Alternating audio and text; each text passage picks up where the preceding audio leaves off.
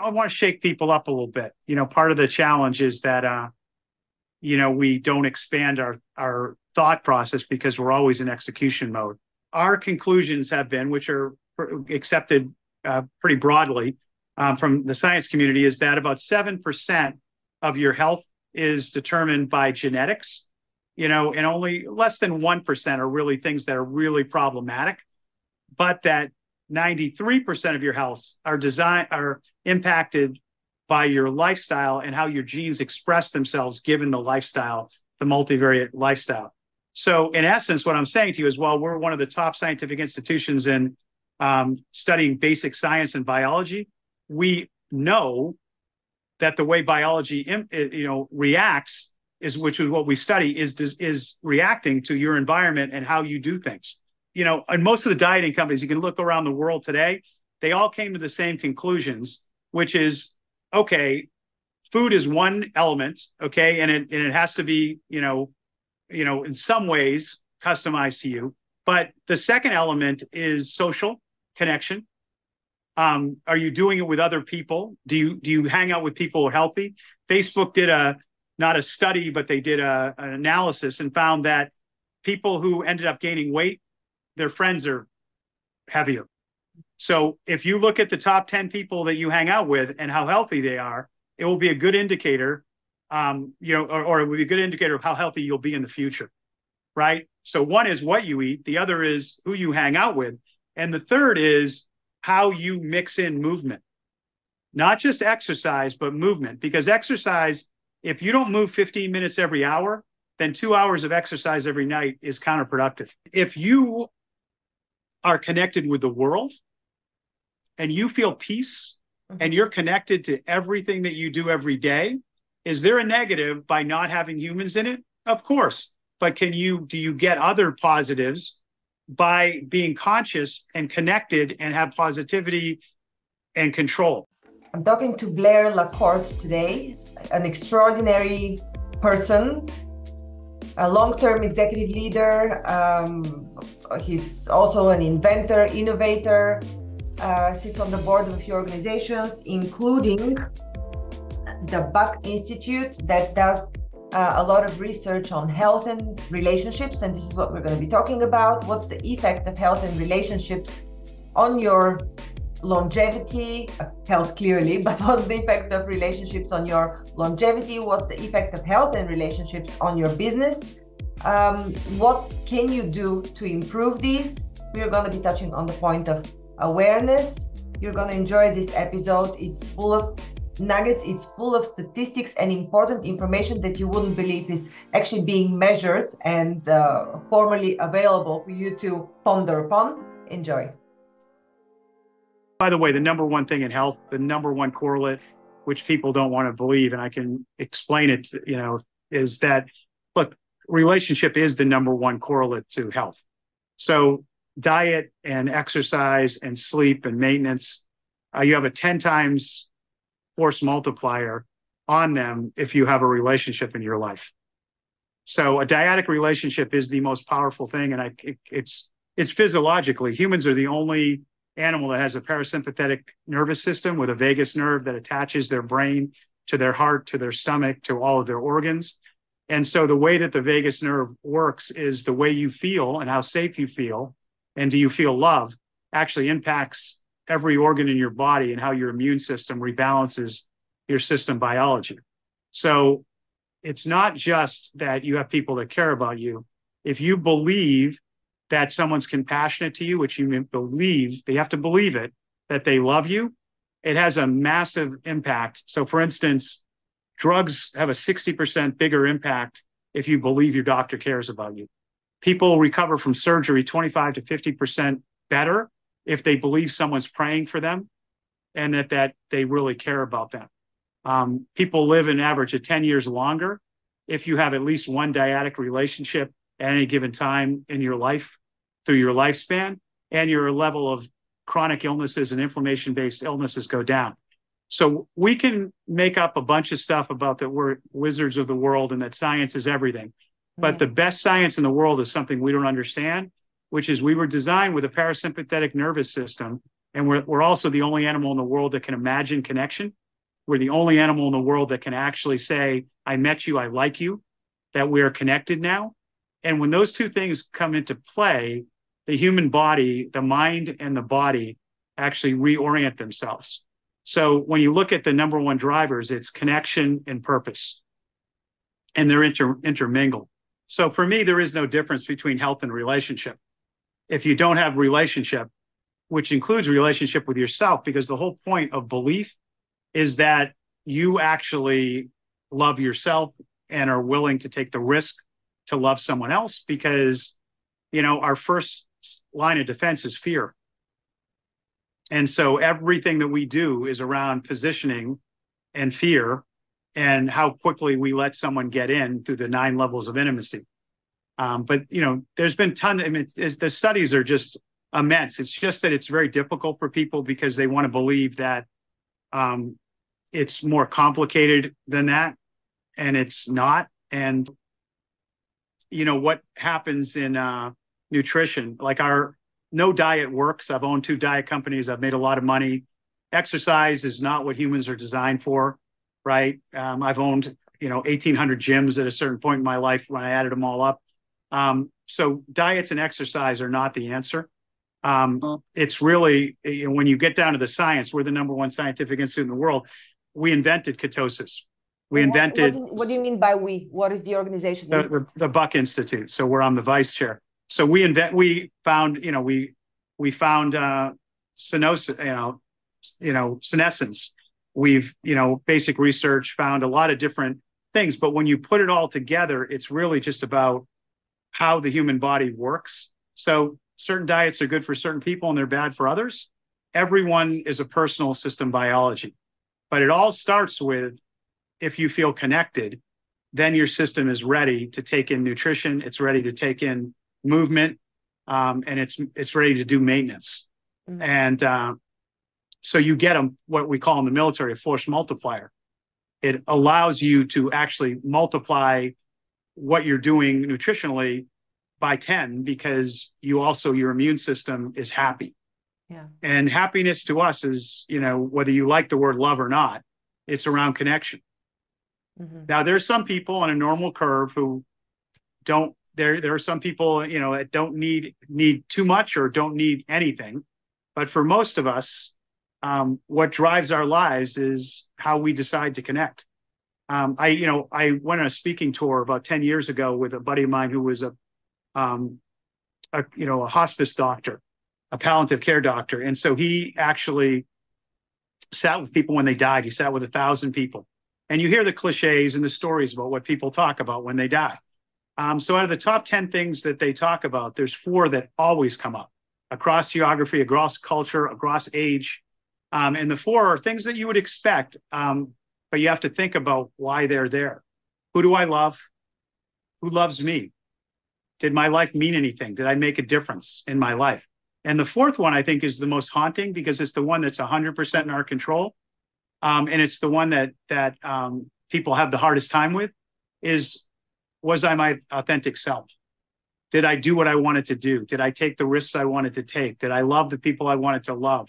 Did I do that? Because that one, you can't blame on anyone but yourself. And that's the part that's most difficult. It's the gift we have as humans, is that we have a survival capability, right? And our survival capability is based on fear.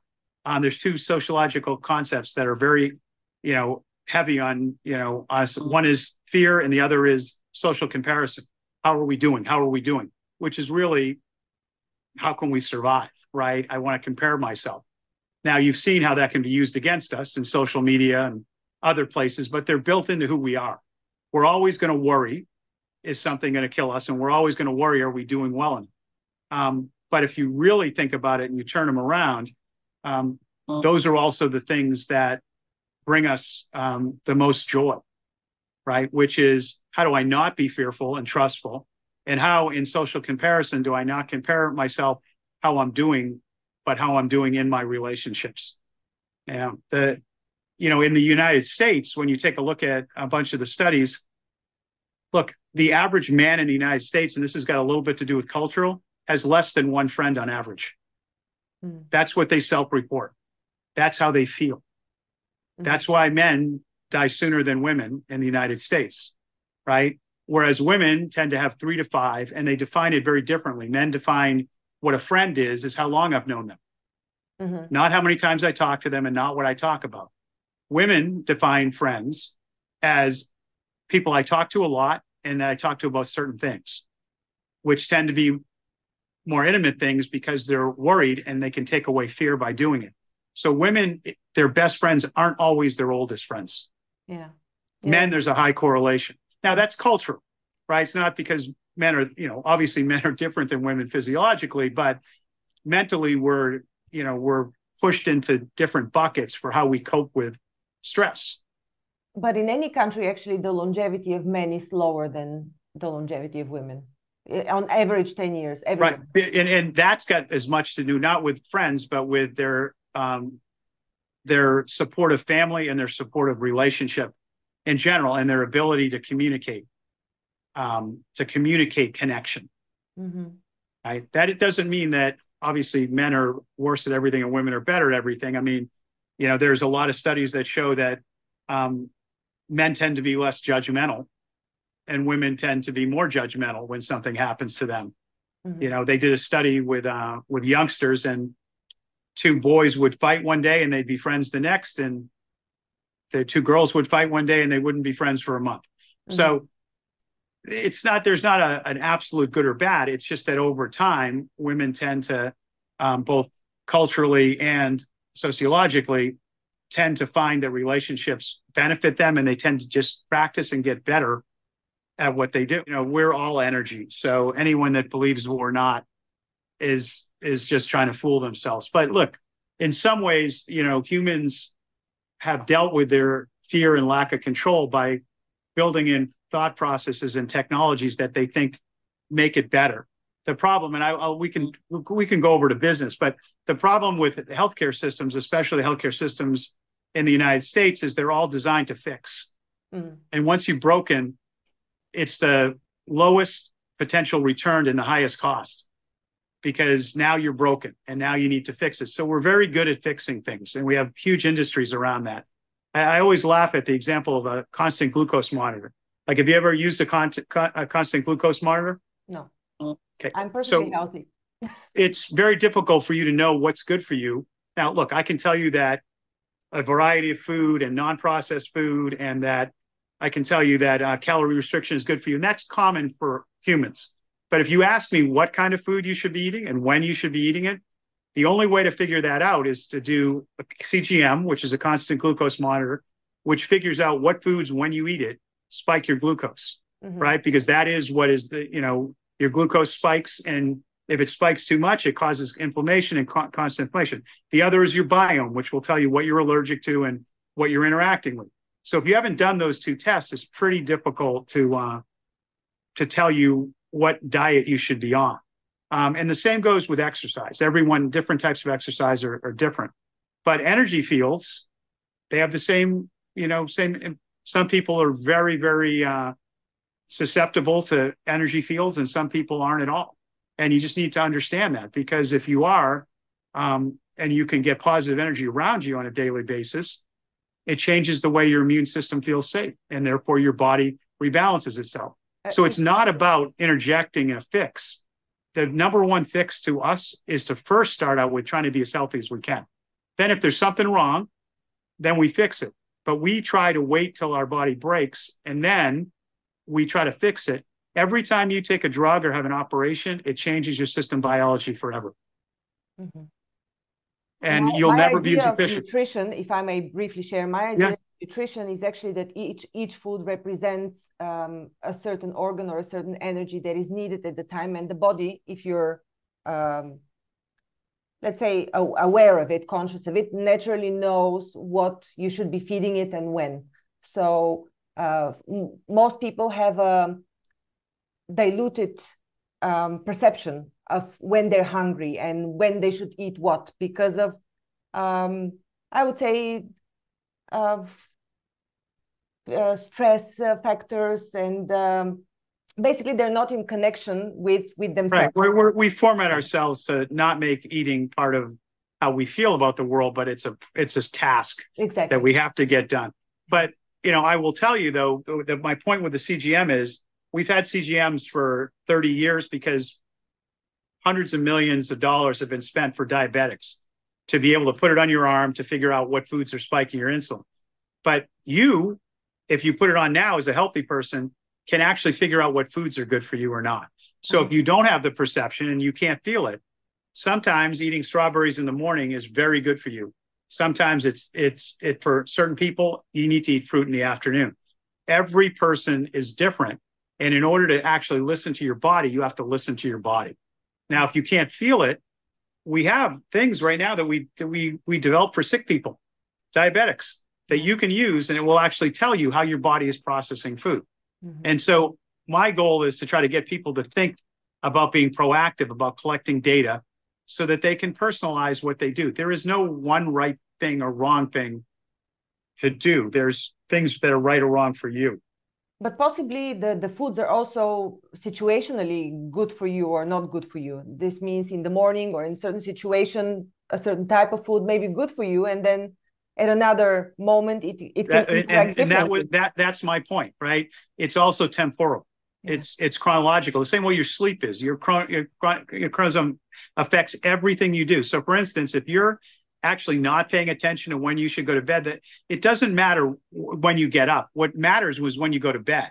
Because if you go to bed at the right time and you do it consistently 5 to 7 days a week, you will actually get deep sleep, because deep sleep happens on your chronotype in the first 2 hours of your chronotype. So if you go to bed later than you should, you won't get as much deep sleep. If you go to bed earlier than you should, the REM sleep comes in the last 2 hours. You'll get less REM sleep than you should. And so if you really want to help your body, you would know when your body wants deep sleep and wants REM sleep. If you go to bed at the right time, you automatically wake up at the right time without an alarm. So we really shouldn't have alarms to get up. We should only have alarms to remind us it's time for bed, right? Mm-hmm. And so let your body. So to your point about food, your body also has a cycle temporally about when it wants certain foods. So intermittent fasting is good because it causes a low level of autophagy, which is it stresses out your cells enough that it brings the energy to the inside of your cells, and therefore a lot of the misreplications and the viruses don't get energy, right? It also is good for you because your body isn't processing food during that time, so it can actually heal itself. But whether you should skip breakfast or dinner is really dependent on the person. For some people, intermittent fasting in the morning where you don't eat breakfast is very bad for you, especially for women. It tends to be skewed that way.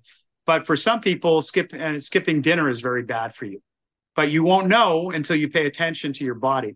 So, my big thing is that, at the end of the day, if you're going to help other people, you have to help yourself, and then you have to help other people. And that's the way it is in business as well, right? Is that you can't be playing a sport, which is what all business is a sport. It isn't life. Life is love, and life is your health. We play a sport and we get paid for it. And for a lot of us, we're so much better off than most people in the world who don't get to choose what they do.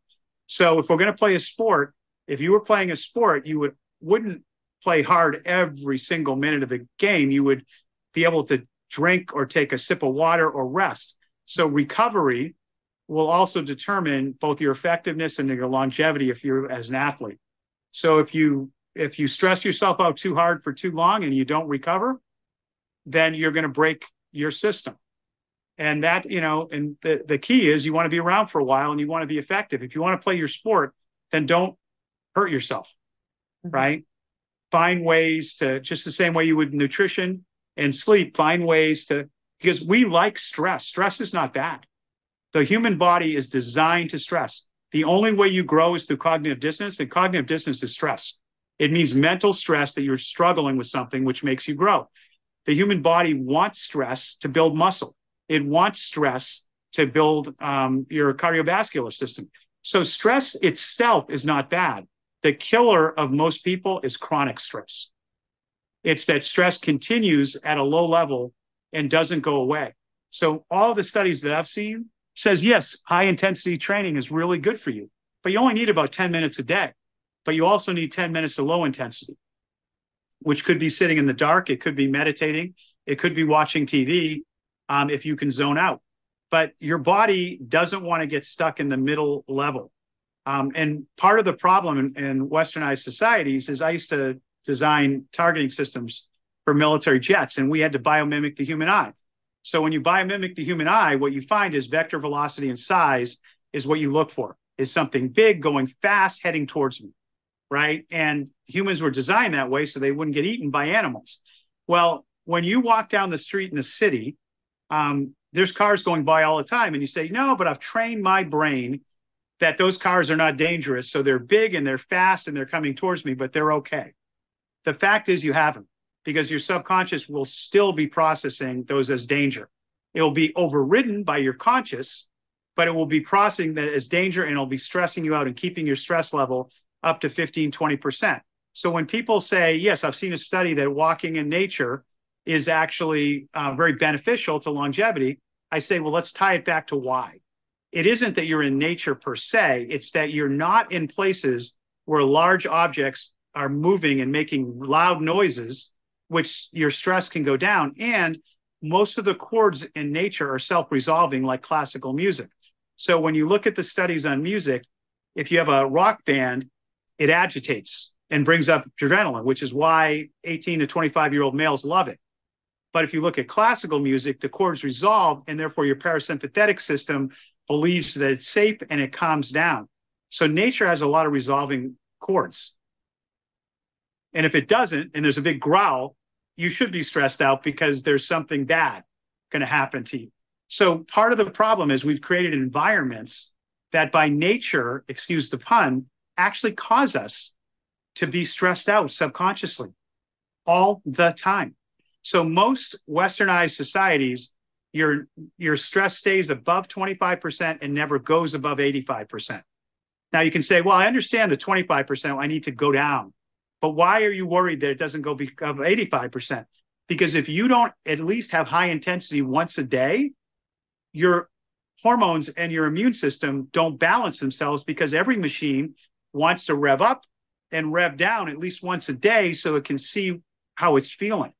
So if you don't have enough stress, or you have too much ambient stress, both of them are just as dangerous. The connection between health, relationship, and business, they're the same thing. It's just that when we talk about business, we talk about how you do change in an environment where we're playing as a sport. And therefore, everyone's bought into it. We get paid for it, and we can make some of our own decisions. When you're talking about health, when it's got to do with your family, you have a connection with them that is different, and you can't always be right. Sometimes you have to let your spouse be right, even if it's not exactly right. And when you talk about yourself, you have to be compassionate, because if you don't give yourself a rest and you're not kind to yourself, the brain does not know the difference between when you say something negative or think something negative and whether something negative has happened.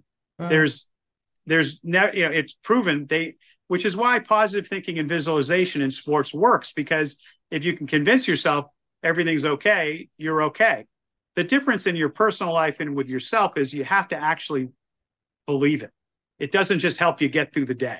You want to have it be self-reinforcing so that you can be stronger every day, so you can build up a reserve, right? So they're all the same things. It's just you're applying it to yourself, or you're applying it to your family and friends, or are you applying it to your teammates? Just so you don't think I'm Pollyannish, there's also been studies done on culture and businesses, and it turns out that positive culture in general works better, but that negative culture can be extremely effective. Yeah. And the difference is, as long as it's consistent. When you and now I'm not saying it's constructive for a human that people don't have higher turnover or don't have more problems, but a business can be effective with a negative culture. It can make money. So if the determinant is, people say, well, you'll never make money if you're negative, or why do negative companies make money? You can make money with a positive mindset, or you can make money with a negative, as long as it's really consistent and it's, and you execute well. So what I say to people is, look, decide, what kind of culture you want to have in your business, and then try to make it consistent. It doesn't have to be perfect, but consistency makes people feel safe. Now, inside that consistency, you have to have diversity of thought so people can argue, and it can change over time. But again, at any given time, you want to make sure that everyone's bought in. But if someone wants to make an argument and say this is wrong, then go with it and see where it will take you. But you have to bring everyone with you. The time that businesses break down is when you balkanize it, when certain segments still think one way and another segment thinks another way. And I believe that's the job of leaders, is to say we're in this together. So you may not be happy with everything. We're not going to make everything. The world isn't fair. The world isn't just. But you have to make it to the point where it's livable, right? Like you may not like that, that there's certain types of meetings. You don't like big meetings, but for some people they do, and that's a compromise. But we still have to look at some people who say, well, we need more one-on-one meetings to balance them, right? What do you mean by a negative culture? How do you define a negative culture? What would that look? That they don't necessarily care about the people. I can think of one high-tech company I competed against where they had a very negative culture. It was you would get fired if you missed your goal. There was no talking, there was no development, there was no anything, but I paid you a lot of money. And they were very, very effective, right? Because everyone knew the rules. And the people who went in there, if they weren't the right people, they got spit out very quickly because no one cared. There are other cultures where, I have seen where we really try to develop people and find them the right job. And those can be very effective, right? It's not a value judgment per se. I don't want to work in a company that doesn't necessarily care about people, but cares about the efficiency of the machine. But look, you could work in that company, you could make a lot of money, and you could go do great things with your life. But you decided to, that was okay. It's a personal decision. We started this conversation talking about relationships in the nonprofit that you're on the board of. What was it called again? Where you do the research? Oh, the Buck Institute. The Buck Institute. Do you do research on the effect of relationships? Do you measure this somehow? Sure. So we, our main focus is working on basic research, biological research. But because we're looking at how the body responds to things, we also end up working with different people and looking at different studies about things that impact basic biology and basic health span. So what I can tell you is that our conclusions have been, which are accepted pretty broadly from the science community, is that about 7% of your health is determined by genetics, and only less than 1% are really things that are really problematic, but that 93% of your health are impacted by your lifestyle and how your genes express themselves given the lifestyle, the multivariate lifestyle. So in essence, what I'm saying to you is, well, we're one of the top scientific institutions in studying basic science and biology. We know that the way biology reacts which is what we study, is reacting to your environment and how you do things. So like one of the greatest impacts on Alzheimer's can be exercise. It's it's a lifestyle thing that stops the processes that are going on and slows them down. So we look a lot at lifestyle interventions. What I would say to you is, after 3 years, I've come to grips with the fact that it's much easier for me to tell you what drug works and how it works because you understand it and you do it because it's easy. You could say, I could take metformin or I could do this and I understand why it works for me, right? It's much more difficult, even though I can tell you 10 things that would probably add 10 years of healthy health span to your life. While those 10 things you would say, I understand all of them, they take less than a half an hour a day. The chances of you doing them are probably 20% because I read a great book called Atomic Habits last month. And in the book, he talks about the reason you do things, behavioral science, not just math. I can tell you, math, this is why it works.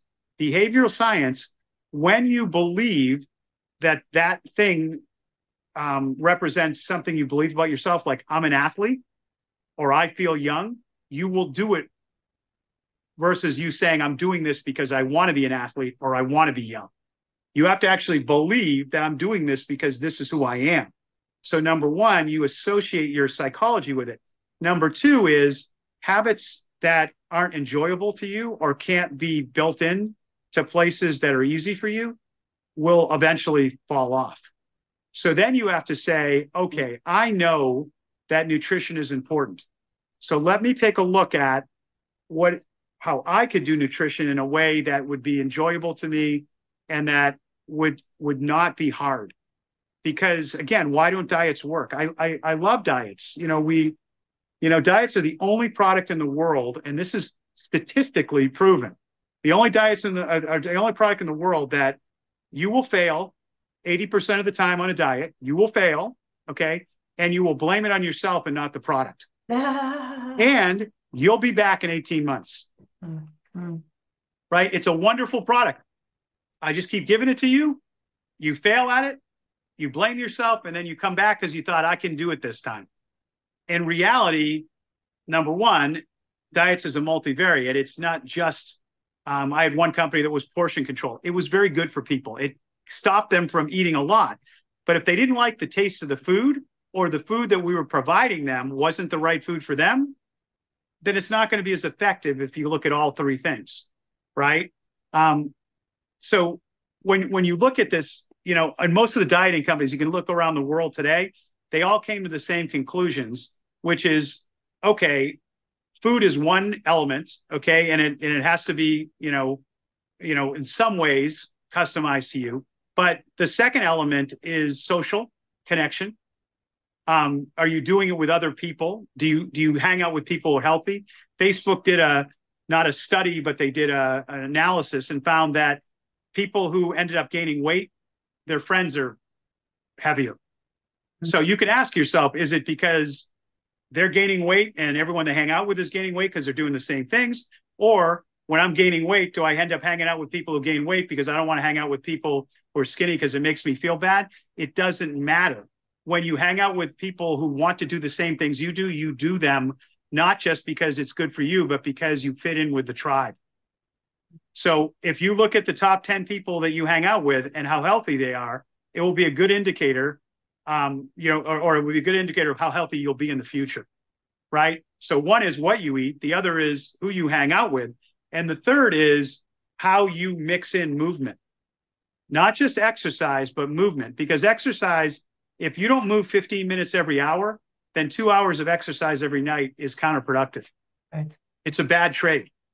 Because the way that your body works in both processing food and rebalancing itself, if you sit, which is why they call sitting the new cigarette, if you sit, all the toxins go into your joints and your organs and they don't move.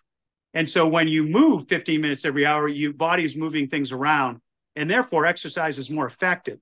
But sitting for 5 or 6 hours and then exercising for 2 is a very bad trade for you. So when we talk about this, think about what I said before. It's not just what you do, i.e. what you eat. It's who you hang out with and how you do it.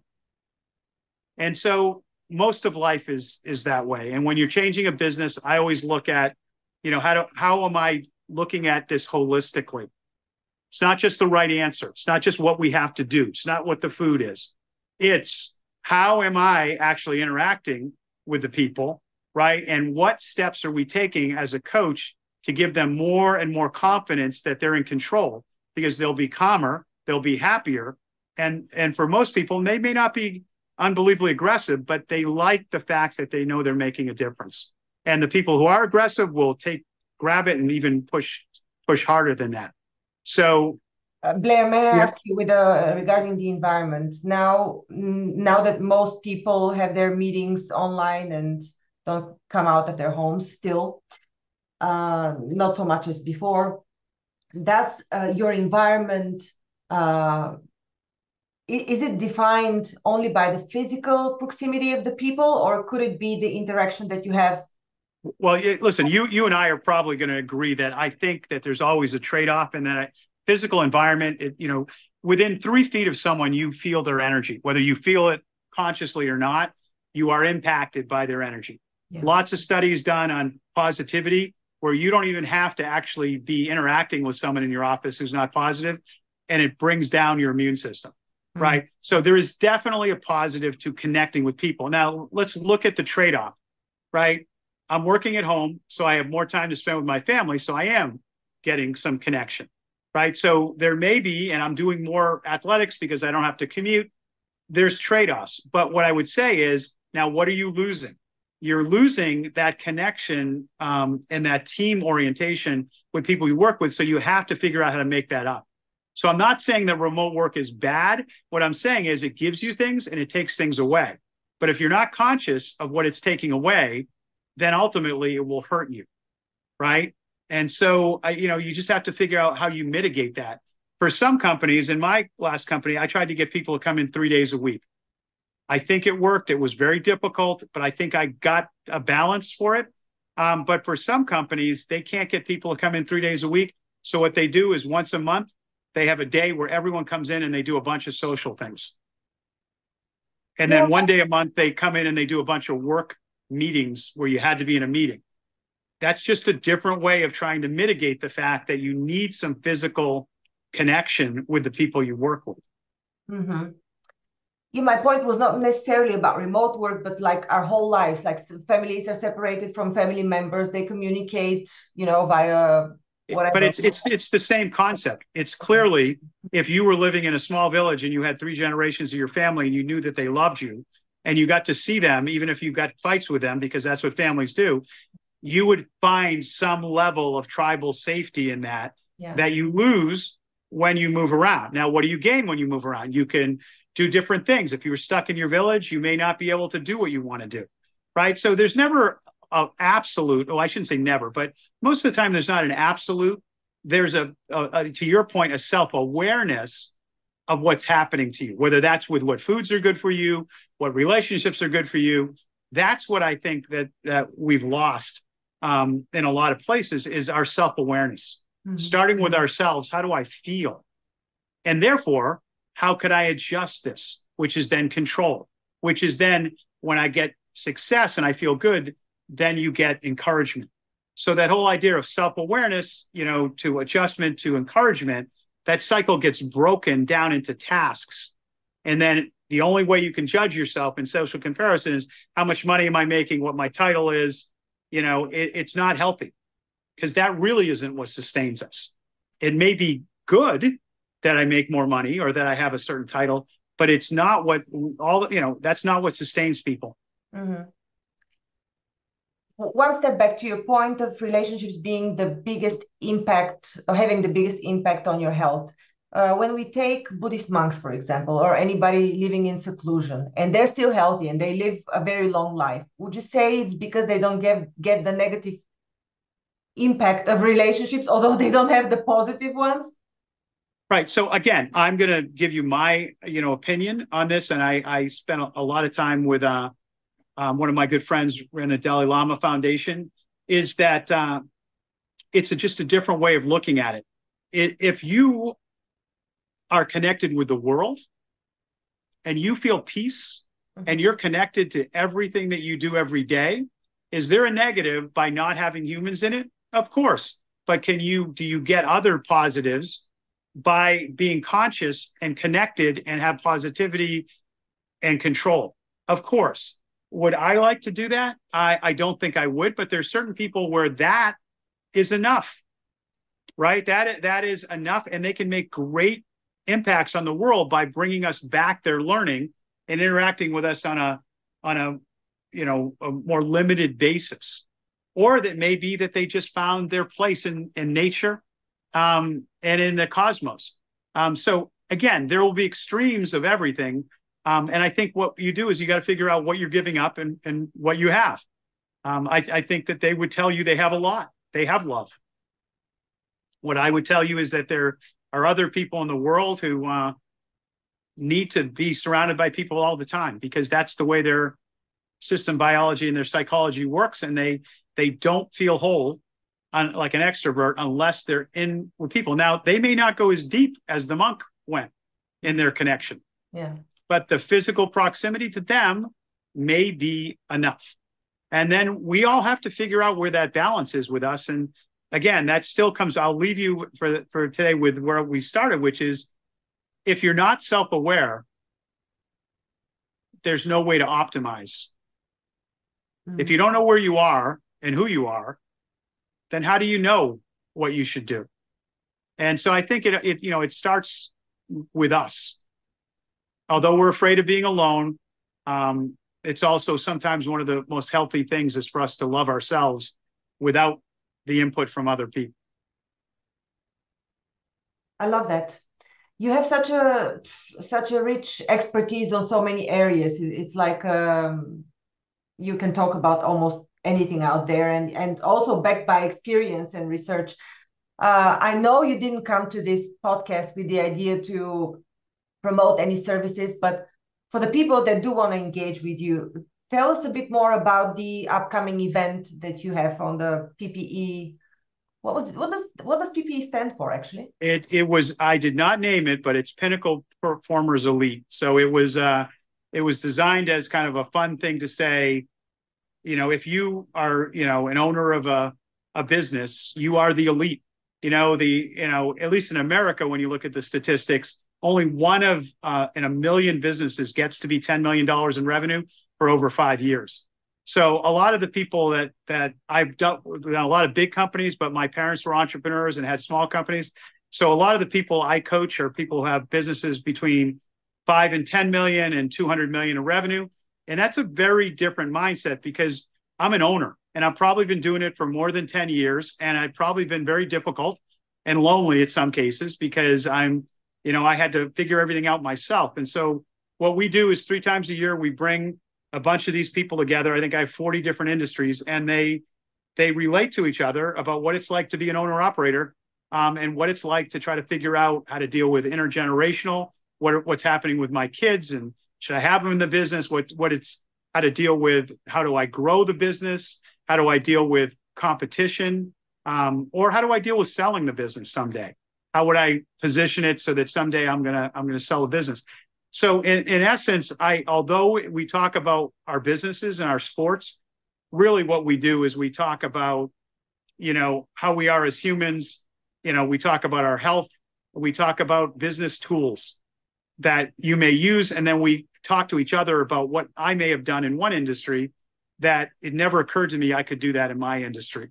And so hopefully we get rejuvenated after a couple of days, and then we go out and we have fun doing what we do. But 3 times a year, we get away from everybody and we hang out. So if people want to see what the agenda is, you can go to the PPE Mastermind website.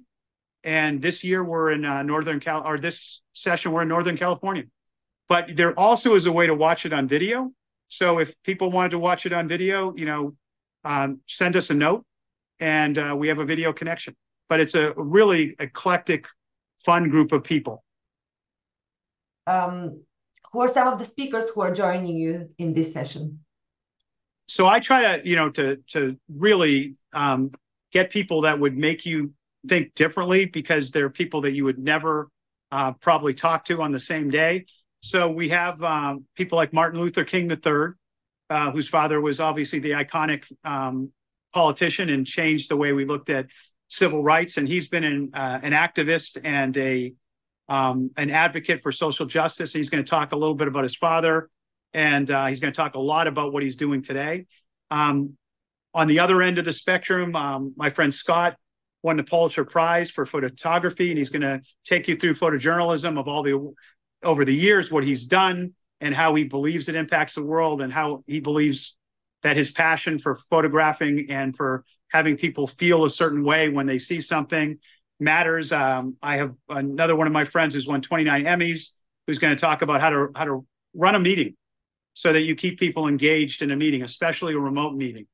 I have Jay Abraham, who was Tony Robbins' mentor, so helped Tony Robbins be who he is today, and has a famous capability of doing, hot seats with you for 5 minutes, talk about your business and give you a bunch of ideas. So very, very diverse set of people. My friend Ryan, who was the head designer for Puma and Uggs and Allbirds and a few other shoe brands, is going to talk about creativity, because he helped start a degree in University of Michigan where you had mechanical engineering and design, and how creativity and engineering fit together, and how he's built his career around that. and inspiring people and building better products, but products that people have an emotional connection to.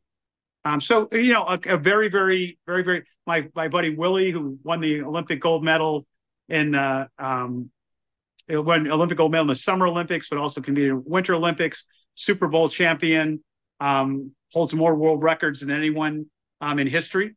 And he's going to talk a little bit about how his mindset, what he does every day, how he started new businesses after athletics. But he's got a very different perspective on how positive mindset, what he does every single day, that's allowed him to be so prolific across so many decades of athletics. So, and, you know, just getting them to be candid. A lot of time people come and give speeches and that's their job. But what we like to do is get people to interact with the audience and ask and answer different questions that get them to think, but also get us to hear things we wouldn't hear. Thank you for listening to Grow and Learn. We hope that you found our podcast informative, engaging, and inspiring. Our mission is to help you keep growing and learning, and we hope that our conversations and insights have provided you with practical advice and useful perspectives. If you're looking for personalized support and guidance to help you achieve your personal or professional growth objectives, I offer a range of services to help. As a trusted management partner and mentor, I work with businesses in the process of transformation, looking for new streams of business as well as M&A. With an extensive professional network of experts and mentors, I can bring on board the right person or team based on the specific needs of the company I'm working with. To learn more about the services I offer and how I can help you achieve your goals, visit my website at GrowNLearn.org. You can also reach out to me via email or social media. I'd love to hear from you. And if you enjoyed this episode of Grow and Learn, please subscribe to our podcast and leave us a review. Your feedback is important to us and it helps us to continue to create content that is relevant and valuable to our listeners. Thanks again for listening, and we look forward to sharing more insights and perspectives with you in the future.